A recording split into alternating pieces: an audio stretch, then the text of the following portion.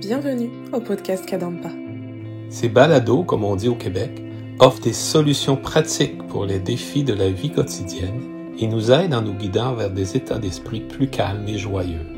Dans chaque épisode, vous trouverez un court enseignement donné par divers enseignants bouddhistes Kadampa à travers le monde. Tous ces enseignements sont inspirés de la sagesse profonde de vénérable Geshe Khalsa Gyatso Rinpoche, un maître bouddhiste pour notre monde moderne, en espérant que ceci vous plaira. Bonjour tout le monde, j'espère que vous allez bien. Je suis Alexandre, l'enseignant du centre de méditation Kadampa à Nantes. Et donc, où vous soyez, j'espère que vous passez un bon temps, que tout va bien pour vous. Donc là, c'est quelques minutes ensemble pour vous parler d'un thème phare dans le bouddhisme, qui peut amener beaucoup de changements dans nos vies. On peut être un peu surpris au départ, mais qui amène tellement de changements bénéfiques quand nous apprenons à bien faire la différence qu'il y a entre différents états d'esprit, et notamment la différence qu'il y a entre l'amour et l'attachement. Donc là, le thème de ce podcast est qu'est-ce que l'attachement ? Qu'est-ce que l'attachement désirant ? C'est synonyme. Donc pour ce podcast, je vais essentiellement m'appuyer sur un livre du vénérable Geshe Khalsa Gyatso Rinpoche, donc qui est intitulé Comment comprendre l'esprit. Donc si vous le souhaitez, eh bien j'indiquerai quelques numéros de page si vous souhaitez par la suite retrouver ce qui aura été partagé. Donc pour répondre à cette question, qu'est-ce que l'attachement ? Eh bien, prenons des exemples simples de la vie quotidienne où on pense à quelque chose, on a envie de quelque chose, on a envie de boire quelque chose, on a envie de manger quelque chose, on a envie de rencontrer quelqu'un, on a une multitude de désirs, quoi. Et donc ces désirs, en soi, ne sont pas forcément un problème, c'est normal d'avoir envie de bonnes choses, qu'il nous arrive de bonnes choses. Simplement, dans sa sagesse, Bouddha nous apprend à faire une différence entre des désirs issus de la sagesse, en gros ce sont des désirs qui fait que l'esprit s'apaise, reste calme, heureux, de désirs incontrôlés, qui eux sont plutôt issus d'une forme d'ignorance, c'est-à-dire d'une mécompréhension quelque part de l'objet, de ce en quoi nous nous engageons, quoi. Alors, le désir de s'améliorer, le désir d'être heureux, le désir que les autres soient heureux, ce sont des exemples de désirs qui ne peuvent pas troubler la paix de l'esprit. Même au contraire, ils vont faire que ces désirs va faire de nous une personne de plus en plus heureuse. Alors que l'attachement, les désirs incontrôlés, portent bien leur nom, incontrôlés. Donc, pourquoi incontrôlés ? Eh bien, parce que à un moment donné, nous ne contrôlons plus ce qui se passe.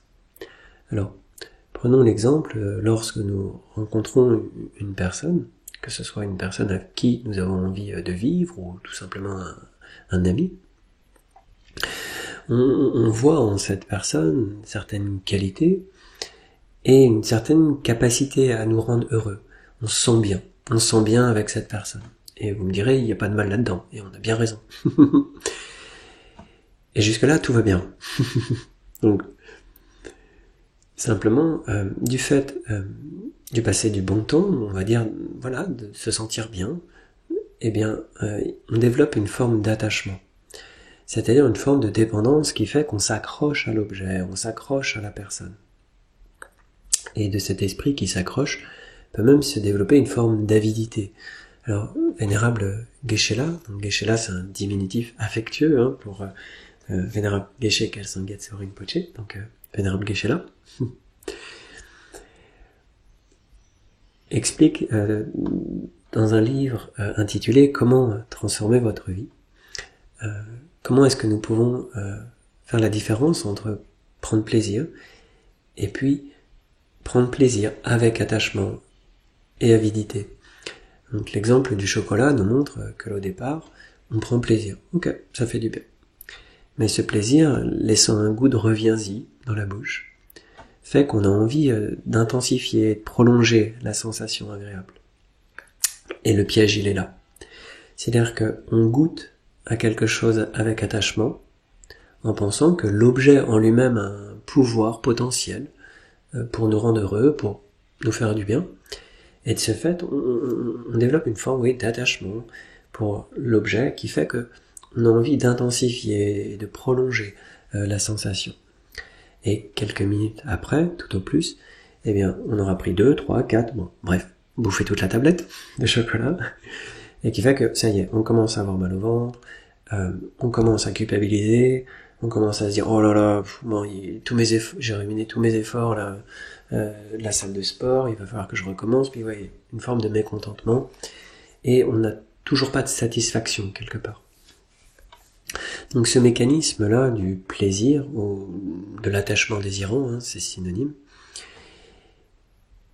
quelque part, il n'y a pas de problème en soi, c'est normal, on a envie de se faire plaisir. Mais là, il y a une confusion dans notre esprit entre le plaisir et le bonheur dont parle Bouddha. C'est-à-dire que le plaisir vient d'une stimulation extérieure.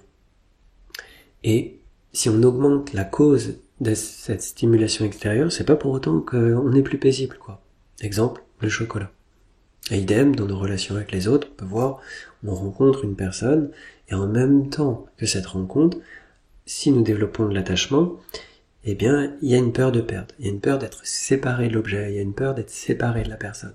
Et on commence à être peut-être un peu en stress, peut-être même, au bout d'un temps, on commence à vouloir contrôler l'autre, fliquer l'autre, des problèmes de jalousie, et ainsi de suite, quoi. Ouais, donc, quelque part, l'esprit s'enchaîne à l'objet, s'enchaîne à la personne. Donc ça, c'est la nature du plaisir, la nature de l'attachement. Alors que la nature du bonheur, lui, est paix intérieure, est paix.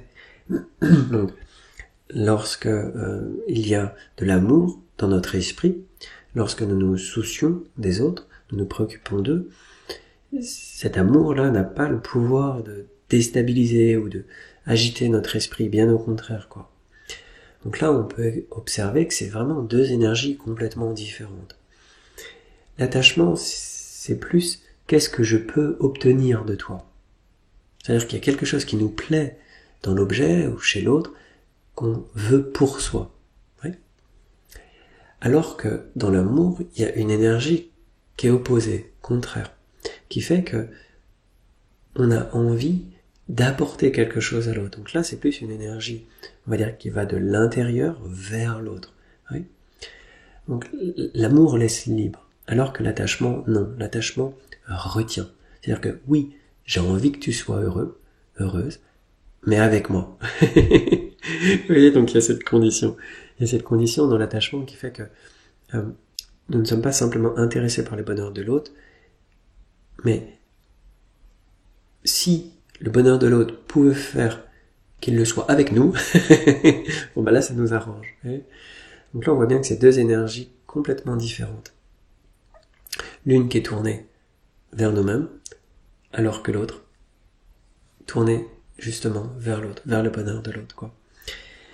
Donc, comment comprendre l'esprit? Vénérable Geshe-la, donc à la page 123 pour être plus précis, nous donne une définition de l'attachement en disant que c'est un facteur mental, un état d'esprit perturbé qui agite l'esprit, qui fait que l'on considère un objet, donc objet, hein, dire tout ce qui apparaît à l'esprit, hein, c'est peut-être une personne bien sûr, un lieu, donc qui observe un objet et le considère comme étant cause de bonheur et le désir. Donc c'est-à-dire que l'erreur que nous commettons, ce n'est pas le désir de vouloir être heureux. Ça, ce désir, il est somme toute légitime. Le problème, c'est le désir qui repose sur la croyance que le bonheur existe du côté de l'objet. Oui. C'est-à-dire qu'on pense que la personne a un pouvoir potentiel en elle-même de nous rendre heureux. Alors, si c'était vrai, à chaque fois que nous rentrons en contact avec l'objet, notre réaction devrait toujours être la même. Sensation agréable, émotion agréable. Et pourtant, c'est pas le cas. Il y a des fois, l'autre nous énerve. L'autre nous énerve. C'est-à-dire qu'on n'arrive plus à voir les qualités chez l'autre. Donc ça indique quelque part que nos expériences ne dépendent pas tant de l'objet, mais plus de comment est-ce que nous-mêmes nous relions à l'objet. Une personne, par exemple, peut être agitée mais parce que nous aimons cette personne, nous faisons preuve de patience, de compréhension, nous arrivons à rester calmes, et malgré le fait que la personne soit agitée, eh bien ça ne nous agite pas, même au contraire. Ça va peut-être activer de l'amour en nous, de la compassion, et ainsi de suite. Donc le problème réside bien dans le fait de comment est-ce que nous nous relions aux objets, aux personnes, aux lieux, et ainsi de suite. Donc un petit peu plus loin, toujours dans le livre « Comment comprendre l'esprit », il est expliqué que nous pouvons être attachés à différentes choses, aux objets passés, aux objets présents et aux objets futurs. Donc là, on peut voir, par exemple, que l'attachement aux objets passés, donc là, peut-être que vous êtes en train d'écouter ce podcast en voiture ou dans les transports, et puis, imaginons, voilà, on bascule, on écoute la radio, et une chanson, là, nous n'avions pas entendue depuis un petit moment, une chanson peut-être, je sais pas, qui date des années 70, 80, 90, bon, bref, qui date il y a déjà de quelques temps. Et puis en écoutant cette musique, la première fois, ça nous fait plaisir. Ah oui, tiens, je m'en souvenais plus. Puis là, sensation agréable. Et puis petit à petit, cette chanson fait qu'on se reprojette, on remonte un petit peu dans le temps, quoi. Et puis on pense à certains souvenirs. Et ces souvenirs s'installant en nous, il y a une forme de nostalgie qui s'installe. Pourquoi ? Parce qu'on se sent séparé de ces souvenirs qui appartiennent au passé. Et le passé, aujourd'hui, il n'existe plus. Vous voyez ? Il n'existe plus du tout. Le passé a dû obligatoirement dû disparaître pour que le moment présent apparaisse. Donc toutes ces choses du passé, aujourd'hui, quelque part, n'existent plus. Il y a juste le souvenir qui subsiste, puis le bagage émotionnel qui accompagne ce souvenir. Donc là, on voit que le sentiment d'être séparé de ces événements du passé, eh bien, peut nous remplir d'une forme de nostalgie, de tristesse quelque part. Et donc ça provient de l'attachement. Donc, nous pourrions trouver des exemples comme ça aux objets présents, où on s'attache à une personne et on a peur de perdre la personne. Et donc, on exerce une forme de contrôle sur l'autre et on a envie que l'autre, en plus, rentre quelque part dans le carcan de notre propre création. C'est-à-dire qu'on fait comprendre à l'autre, s'il était plus comme ceci ou plus comme cela, peut-être qu'on l'aimerait davantage. Alors, ça peut être beaucoup plus subtil que la manière un peu grossière dont je le dis là, mais oui, avoir dans notre expérience ce à quoi on est attaché, qui fait que quand c'est là, ça va, quand c'est pas là, ça va pas. Il y a un manque, on sent que là, il y a un vide intérieur. Alors, ce sont mes mots à moi, mais on voit même par exemple que quand quelque chose nous manque, quand quelqu'un nous manque, on se sent vide. C'est comme s'il nous manquait quelque part un peu notre moitié, quoi. Eh bien, ces sensations, qui sont même physiques quelque part, quand quelqu'un nous manque, quand on se sent seul, eh bien, est plutôt ressentie dans la région du ventre, oui, plutôt à ce niveau-là. Et c'est peut-être comme un trou noir, en fait. On sent qu'on est aspiré là. Oui. Et par là même, vu qu'il y a un manque, et bien derrière, il y a un besoin de combler. Et on va combler avec du chocolat, on va combler avec des séries, vous voyez, on va chercher à se combler avec tout un tas de choses, quoi. Et souvent des choses extérieures, alors que le véritable problème n'est pas extérieur, mais intérieur, l'attachement. Donc voilà, on pourrait trouver encore d'autres exemples pour les objets présents, et également penser à des objets futurs.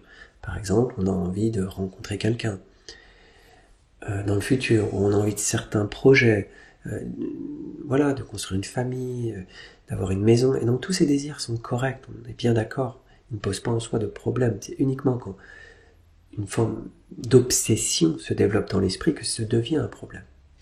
Donc là, Bouddha, en fait, nous invite à contempler, à observer la différence qu'il y a entre la nature du bonheur, qui est paix, et les plaisirs. Donc les plaisirs en soi ne sont pas un problème, mais si on les prend comme une fin en soi, eh bien c'est là où ça commence à poser problème. Car plaisir plus plaisir plus plaisir ne donnera jamais un vrai bonheur. Pourquoi ? Eh bien parce que la nature du plaisir et la nature du bonheur ne sont pas les mêmes. Donc ouais, c'est tellement aidant pour le quotidien de savoir faire cette différence entre amour et attachement. Alors, c'est une petite phrase choc que l'on peut entendre dans nos centres Kadampa, et dire l'amour ne peut pas faire mal. Donc l'amour ne peut pas faire mal. Techniquement, ça ne peut pas faire mal. Les émotions, les sensations associées à l'amour sont agréables. Et pourtant, dans notre expérience, je suis sûr que nous avons tous fait, tôt ou tard, l'expérience de s'être ouvert, avoir fait confiance à une personne, alors de manière amoureuse, ou amicale, ou en famille, ou autre. Et ça a fait mal. Eh bien, là, ce qui a fait mal, c'est pas l'amour que nous portons pour cette personne, mais c'est parce que dans la relation, il y a un mélange, en fait, il y a un mélange d'amour et d'attachement. Eh bien, apprendre à faire cette différence entre les deux va nous rendre libres. Apprendre à faire la différence entre amour et attachement va nous rendre libres dans nos relations. Nous allons pouvoir justement profiter de toutes nos relations avec un esprit détendu, sans peur de perdre, sans s'accrocher au plaisir que l'on peut ressentir, mais petit à petit en y mettant justement beaucoup de liberté. Et c'est vrai, on a tendance à retourner à être avec les personnes qui ne nous contrôlent pas. On aime se sentir libre. On n'aime pas se sentir coincé, cadenassé. Vous savez, un petit peu quand il y a un papa poule ou une maman poule, quoi. Alors, c'est collant, quoi. Et puis, on se sent pas libre et on n'a qu'une envie. C'est un peu d'air, quoi. Laisse-moi respirer, quoi. Oui. Donc voilà, ressentir qu'on n'a pas à combler, en fait. Il n'y a rien à combler. Il n'y a pas besoin de développer de dépendance pour avoir de bonnes relations avec les autres. Juste de l'amour, en fait. Juste créer des liens sains, simples.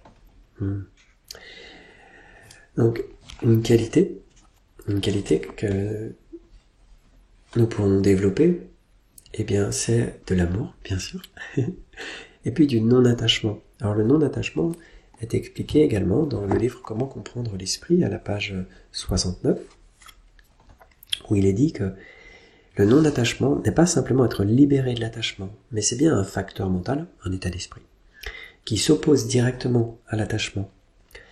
Donc, ne pas confondre non-attachement, détachement et absence d'attachement. C'est-à-dire que le non-attachement, c'est pas le « je t'aime moi non plus » et puis on fait comme si on était indifférent à l'autre. Non. Le détachement, c'est une forme d'indifférence et ça n'amène rien, ça règle pas le problème, quoi. Pourquoi ? Parce qu'on refoule plus ou moins en dessous. L'absence d'attachement, ne pas se tromper. Une absence d'attachement ne signifie pas que nous n'avons pas d'attachement. C'est juste que là, il n'y a pas d'objet, il n'y a pas de personne qui suscite en nous un fort attachement. Et donc, l'esprit reste relativement paisible.